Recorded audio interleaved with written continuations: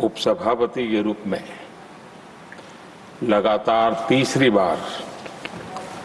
निर्वाचित होना ये अपने आप में इस सदन का आपके प्रति जो गहरा विश्वास है और बीते हुए कालखंड में आपके अनुभव का जो सदन को लाभ मिला है, सबको साथ लेकर चलने का आपका जो प्रयास रहा है, उसको एक प्रकार से सदन ने आज एक मोहर लगा दी है और ये अपने आप में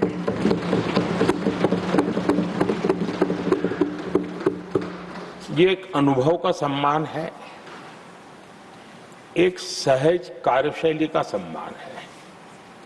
और एक सहज कार्यशैली की स्वीकृति भी है। हमने सबने हरिवंश जी के नेतृत्व में सदन की शक्ति को और अधिक प्रभावी होते हुए भी देखा है और मैं कह सकता हूं कि केवल सदन की कार्यवाही का संचालन ही नहीं, वे अपने जीवन के जो भूतकाल के अनुभव है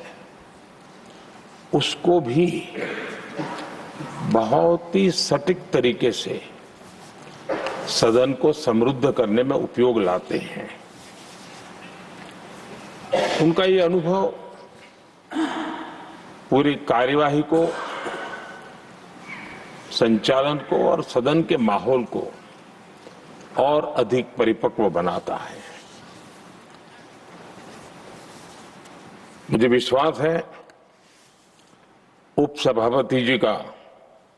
नया कार्यकाल उसी भावना, संतुलन और समर्पण के साथ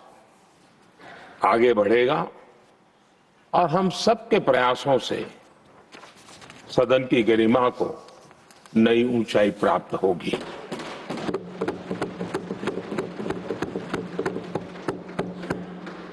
आदरणीय सभापति जी, हरिवंश जी का जन्म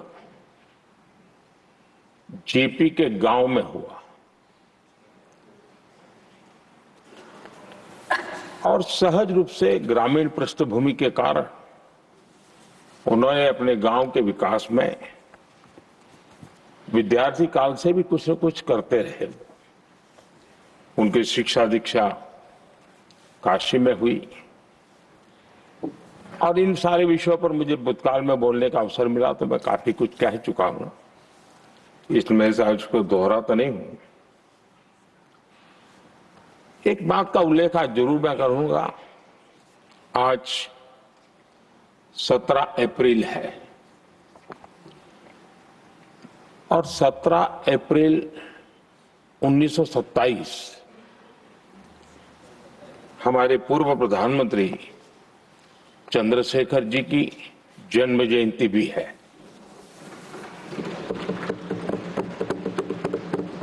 और विशेषता यह है कि आज 17 अप्रैल को आप जब तीसरी बार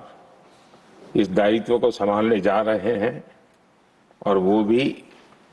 चंद्रशेखर जी की जन्म जयंती पर, और चंद्रशेखर जी के साथ आपका जुड़ाव, उनके प्रति आपका लगाव और एक प्रकार से आप उनके सहयात्री रहे उनके पूरे कार्यकाल में, तो ये एक अपने आप में एक बहुत ही बड़ा सुयोग है। आपने चंद्रशेखर जी के जीवन पर किताबें भी लिखी हैं और चंद्रशेखर जी के एक बृहद जीवन को नई पीढ़ी तक पहुंचाने का एक बहुत बड़ा काम भी आपने किया है और इसलिए आपके लिए एक बहुत बड़ा विशेष अवसर बन जाता है कि चंद्रशेखर जी की जन्म जयंती पर आपका तीसरा कार्यकाल का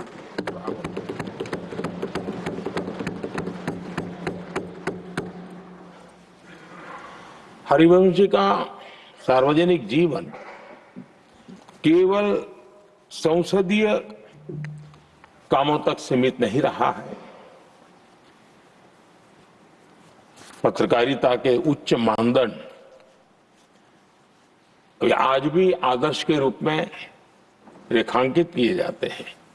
लंबा जीवन पत्रकारिता का रहा, लेकिन पत्रकारिता में भी उन्होंने उच्च मानदंड को हमेशा आधार माना। हम सब जानते हैं उनकी लेखनी में धार है, लेकिन उनकी वाणी में और व्यवहार में सौम्यता और शिष्टता भरी भरी रहती है। ये अपने आप में